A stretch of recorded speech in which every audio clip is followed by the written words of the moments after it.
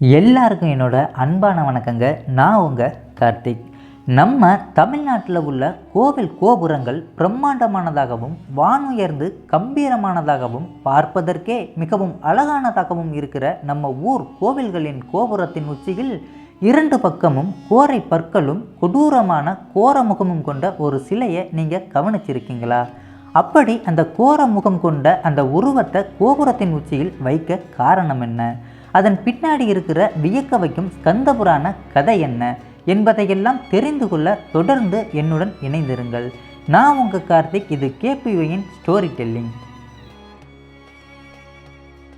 நாம் ஸ்கந்தபுராண கதைக்குள்ளே போகிறதுக்கு முன்னாடி கோவில் கோபுரத்தை பற்றிய ஒரு சின்ன இன்ட்ரோடக்ஷனை பார்த்துருவோம். அப்போ தான் நான் சொல்ல போகிற ஸ்கந்தபுராண கதைக்கும் கோபுரத்தின் உச்சியில் இருக்கிற அந்த கோர முகம் கொண்ட சிற்பத்திற்கும் உள்ள முக்கியத்துவம் உங்களுக்கு தெரியும்.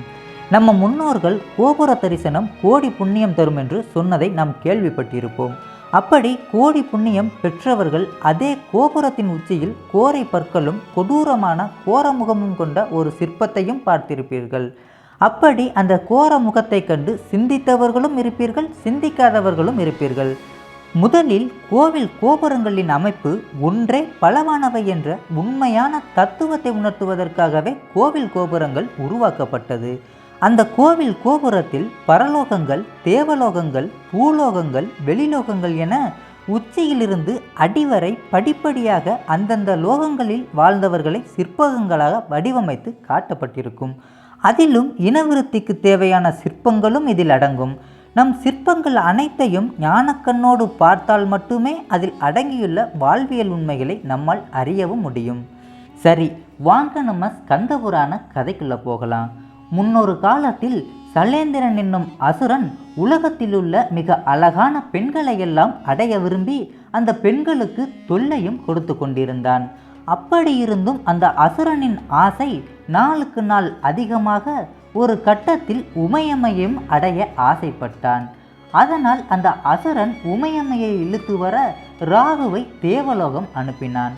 இதனை அறிந்து கொண்ட சிவபெருமான் கோரை பற்களுடைய மனித முகமும், காளையின் கொம்புகளும், யானையின் துதிக்கையும், புலியின் உடலும், தேள் கொடுக்குடைய வாளும் கொண்ட ஒரு அதிபயங்கரமான ஒரு மிருகத்தை படைத்து பெண்களை துன்புறுத்தும் அரக்கனை பிடித்து தின்ன சொல்லி அனுப்பி வைத்தார்.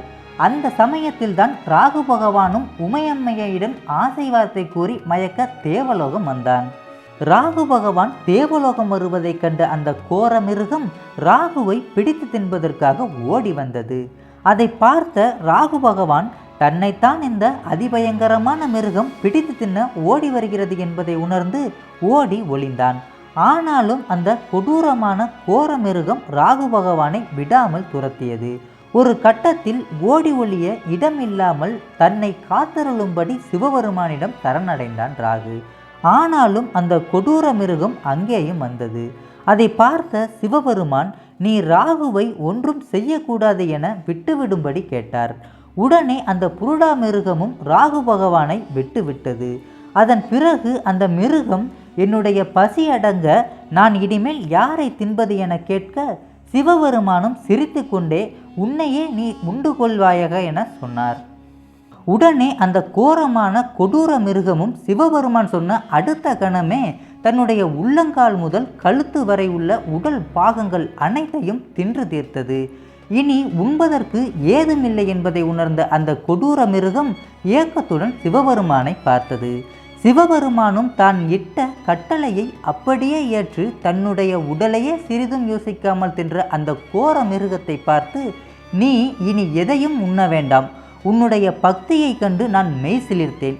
இன்றிலிருந்து உன்னுடைய பக்தியின் பெருமையை உணர்த்தும் விதமாக அனைவரும் அறியும்படி முதலில் உன் கீர்த்தி முகத்தை வணங்கிய பிறகே என்னை அனைவரும் வழிபடுவார்கள் என வரமளித்தார். சிவபெருமான் அந்த கொடூர கோர மிருகத்திற்கு பெயரிட்ட கீர்த்தி முகமே இப்போது நாசித்தலை என்று அழைக்கப்படுகிறது. இதுவே கோவில் கோபுரங்களின் இரண்டு புறமும் காட்சி தரும் கீர்த்தி முகத்தின் ஸ்கந்தபுராண வரலாறும் ஆகும். இந்த கோர மிருகத்தை கிரேக்கம், பாரசீகம் போன்ற நாடுகளில் மேண்டிகோர், அதாவது மனிதனை உண்ணும் மிருகம் என வணங்கி வழிபட்டதாக 2600 ஆண்டுகளுக்கு முன் சட்டீசியஸ் எழுதிய நூல் கூறுகிறது. அது மட்டுமல்ல, 7500 ஆண்டுகளுக்கு முற்பட்ட காலத்தில் சிந்து சமவெளியில் வாழ்ந்த பழம் தமிழர்களின் வாழ்வியல் தத்துவங்களை கூறும் முத்திரைகளிலும் அந்த புருடா மிருகத்தின் முழுமையான உருவம் பொறிக்கப்பட்டுள்ளதாகவும் கூறப்படுகிறது.